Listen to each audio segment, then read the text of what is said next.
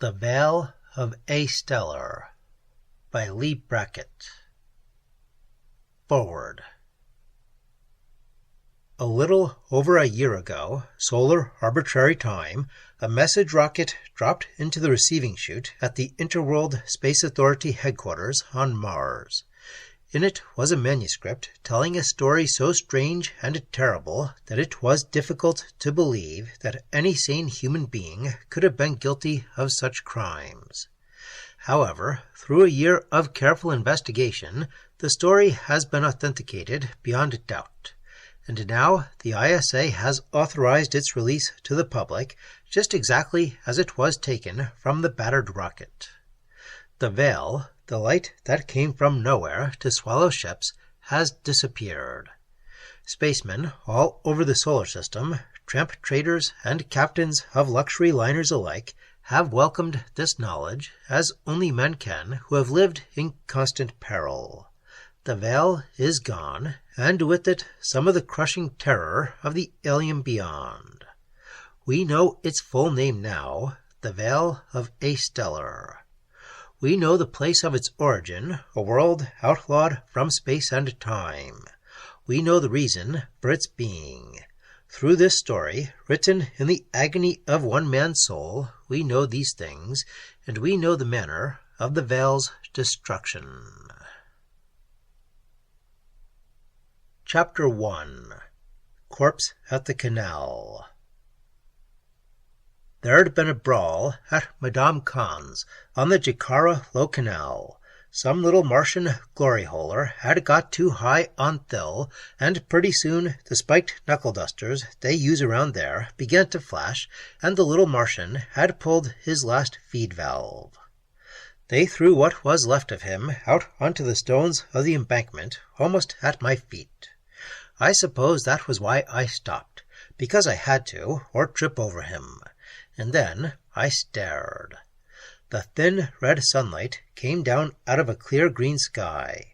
Red sand whispered in the desert beyond the city walls, and red-brown water ran slow and sullen in the canal. The Martian lay twisted over on his back, with his torn throat spilling the reddest red of all across the dirty stones. He was dead. He had green eyes, wide open, and he was dead. I stood by him, I don't know how long. There wasn't any time. No sunlight shimmered now, no sense of people passing, no sound, nothing.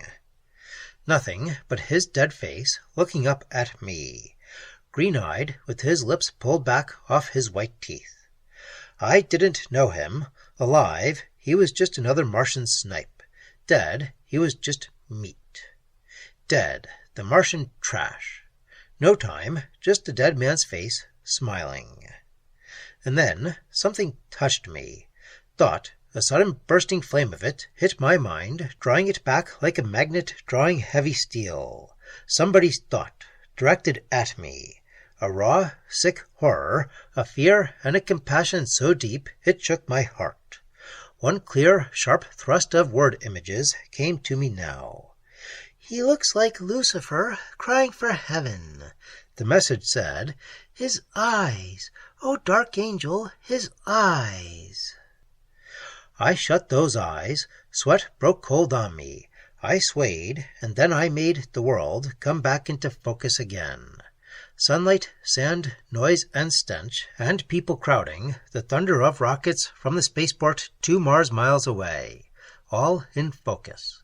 I looked up and saw the girl. She was standing just beyond the dead man, almost touching him. There was a young fellow with her. I saw him vaguely, but he didn't matter then. Nothing mattered but the girl. She was wearing a blue dress, and she was staring at me with a smoke-gray gaze out of a face as white as stripped bone. The sunlight and the noise and people went away again, leaving me alone with her. I felt the locket burn me under my spaceman's black, and my heart seemed to stop beating. "Missy," I said, "Missy." "Like Lucifer, but Lucifer turned saint," her mind was saying. I laughed of a sudden, short and harsh. The world came back in place and stayed there, and so did I. Missy, Missy! Bosh! Missy's been dead a long, long time. It was the red hair that fooled me. The same dark red hair, straight and heavy as a horse's tail, coiled on her white neck and her smoke-gray eyes. Something, too, about her freckles and the way her mouth pulled up on one side as though it couldn't stop smiling. Otherwise, she didn't look much like Missy. She was taller and bonier. Life had kicked her around some, and she showed it. Missy never had worn that tired, grim look. I don't know whether she had developed a tough, unbreakable character, such as the girl before me, either. I couldn't read minds then. This girl, looking at me, had a lot in her mind that she wouldn't want known. I didn't like the idea of her catching me in a rare off moment. "What do you babies think you're doing here?" I said. The young man answered me. He was a lot like her, plain, simple, a lot tougher inside than he looked. A kid who had learned how to take punishment and go on fighting. He was sick now, and angry, and a little scared. "We thought in broad daylight it would be safe," he answered. "Day or night, it's all the same to this hole. I'd get out." Without moving, the girl was still looking at me, not even realizing that she was doing it. "White hair," she was thinking, "but he isn't old. Not much older than Brad, in spite of the lines. Suffering, not age." "You're off the Queen of Jupiter, aren't you?" I asked them. I knew they were. The Queen was the only passenger tub in Jikara then. I was interested only because she looked like Missy, but Missy had been dead a long time. The young man she thought of as Brad spoke. "Yes," he said, "we're going out to Jupiter, to the colonies." He pulled at the girl gently. "Come on, Virgie, we'd better go back to the ship." I was sweating and cold, colder than the corpse at my feet. I laughed, but not loud. "Yes," I said, "get back to the ship where it's safe." The girl hadn't stirred, hadn't taken her eyes off me. Still afraid, not so compassionate now, but still with her mind on me. "His eyes burn," she was thinking. "What color are they? No color, really, just dark and cold and burning. They've looked into horror and heaven." I let her look into them. She flushed after a while, and I smiled. She was angry, but she couldn't look away, and I held her, smiling, until the young man pulled her again, not so gently. "Come on, Virgie." She broke free from me then, turning with an angular, coltish grace. My stomach felt like somebody stabbed it suddenly. The way she held her head. She looked back at me, sullenly, not wanting to. "You remind me of someone," she said. "Are you from the Queen of Jupiter, too?" Her voice was like Missy's, deeper maybe, throatier, but enough like it. "Yeah, spaceman first class." "Then maybe that's where I noticed you." She turned the wedding ring on her finger, not thinking about it, and frowned. "What's your name?" "Goat," I said. "J. Goat." "J. Goat," she repeated. "What an odd name, but it's not unusual. I wonder why it interests me so much." "Come on, Virgie," Brad said crossly. I didn't give her any help. I looked at her until she flushed crimson and turned away. I read her thoughts. They were worth reading. She and Brad went off toward the spaceport, walking close together back to the Queen of Jupiter, and I stumbled over the dead Martian at my feet. The pinched grayness had crawled in over his face. His green eyes were glazed and already sunken, and his blood was turning dark on the stones. Just another corpse. I laughed. I put my black boot under the twist of his back and pushed him off into the sullen, red-brown water, and I laughed because my own blood was still hot and beating in me so hard it hurt. He was dead, so I let him go. I smiled at the splash and the fading ripples. She was wrong, I thought. It isn't J, J-A-Y. It's just plain J. Goat. J for Judas. There were about 10 Mars hours to kill before the Queen blasted off. I had a good run at the Gatok tables in Madame Khan's. She found me some special desert cactus brandy and a Venusian girl with a hide like polished emerald and golden eyes. She danced for me, and she knew how. It wasn't a bad 10 hours for a Jakara dive. Missy, the dead Martian, and the girl named Virgie went down in my subconscious where they belonged and didn't leave even a ripple. Things like that are like the pain of an old wound when you twist it. They get you for a minute, but they don't last. They aren't important anymore. Things can change. You planet-bound people build your 4 little walls of thought and roof them in with convention, and you think there's nothing else. But space is big, and there are other worlds and other ways.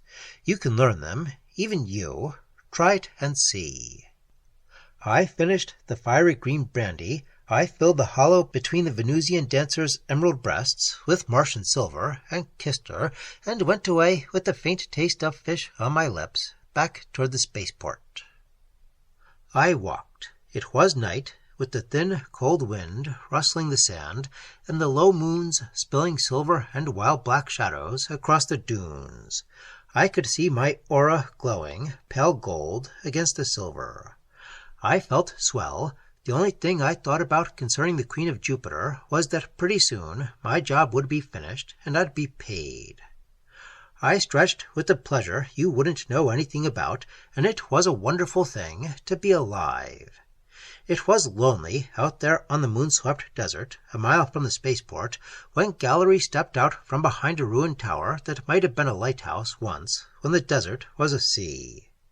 Gallery was King Snipe of the Glory Hole. He was black Irish and moderately drunk, and his extrasensory perception was quivering in him like a sensitive diaphragm. I knew he could see my aura, very faintly and not with his eyes, but enough. I knew he had seen it the first time he met me when I signed aboard the Queen of Jupiter on Venus. You meet them like that occasionally, Celts especially, and Romanis, both Earth and Martian, and a couple of tribes of Venusians. Extrasensory perception is born into them. Mostly it's crude, but it can get in your way. It was in my way now.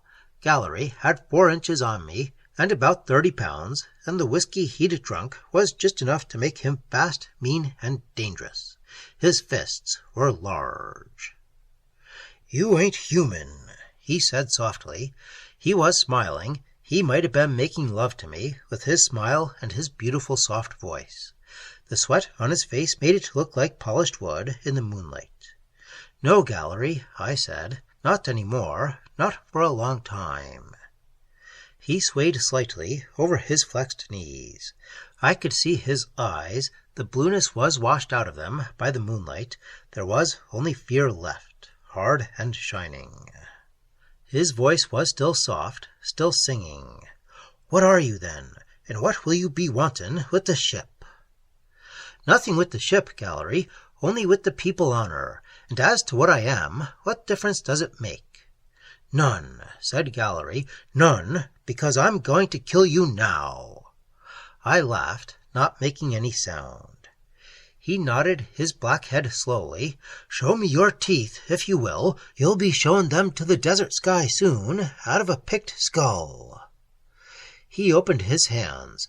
The racing moonlight showed me a silver crucifix in each of his palms. "No, Gallery," I said softly. "Maybe you could call me a vampire, but I'm not that kind." He closed his hands again over the crosses and started forward, one slow step at a time. I could hear his boots in the blowing sand. I didn't move. "You can't kill me, Gallery." He didn't stop. He didn't speak. The sweat was trickling down his skin. He was afraid, but he didn't stop. "You'll die here, Gallery, without a priest." He didn't stop. "Go on to the town, Gallery. Hide there till the Queen's gone. You'll be safe. Do you love the others enough to die for them?" He stopped then. He frowned like a puzzled kid. It was a new thought. I got the answer before he said it. What does love have to do with it? They're people. He came on again, and I opened my eyes wide. Gallery, I said. He was close enough to smell the raw whiskey on his breath. I looked up into his face. I caught his eyes and held them, and he stopped, slowly, dragging his feet as though all of a sudden there were weights on them. I held his eyes. I could hear his thoughts. They were the same. They're always the same. He raised his fists up, too slowly, as though he might be lifting a man's weight on each of them. His lips drew back. I could see the wet shine of his teeth and hear the labored breath go between them, hoarse and rough. I smiled at him and held his eyes with mine. He went down to his knees, inch by inch, fighting me, but down. A big man with sweat on his face and blue eyes that couldn't look away. His hands opened, the silver crosses fell out and lay there glittering on the sand. His head went back, the cords roped out in his neck and jerked, and then suddenly he fell over on his side and lay still. "My heart," he whispered, "you've stopped it." That's the only way. What they feel about us is instinct, and even psychosurgery won't touch that. Besides, there's never time. He couldn't breathe now, he couldn't speak, but I heard his thoughts. I picked the crucifixes out of the sand and folded his fingers over them. He managed to turn his head a little and look at me. He tried to speak, but again it was his thought I answered. "Into the vale gallery," I whispered. "That's where I'm leading the queen." I saw his eyes widen and fix. The last thought he had was, well, never mind that. I dragged him back into the ruined tower, where no one would be likely to find him for a long time, and started on again for the spaceport. And then I stopped. He'd dropped the crosses again. They were lying in the path with the moonlight on them, and I picked them up, thinking I'd throw them out into the blowing sand where they wouldn't be seen. I didn't. I stood holding them. They didn't burn my flesh. I laughed. Yeah, I laughed. But I couldn't look at them. I went back in the tower and stretched Gallery on his back with his hands crossed on his chest and closed his eyes. I laid a crucifix on each of his eyelids and went out, this time for good. Sharina said once that you could never understand a human mind completely, no matter how well you knew it. That's where the suffering comes in. You feel fine, everything's beautiful, and then all of a sudden a trapdoor comes open somewhere in your brain and you remember. Not often, and you learn to kick them shut fast, but even so, Flack is the only one of us that still has dark hair, and he never had a soul to begin with. Well, I kicked the door shut on Gallery and his crosses, and half an hour later the Queen of Jupiter blasted off for the Jovian colonies, and a landing she was never going to make.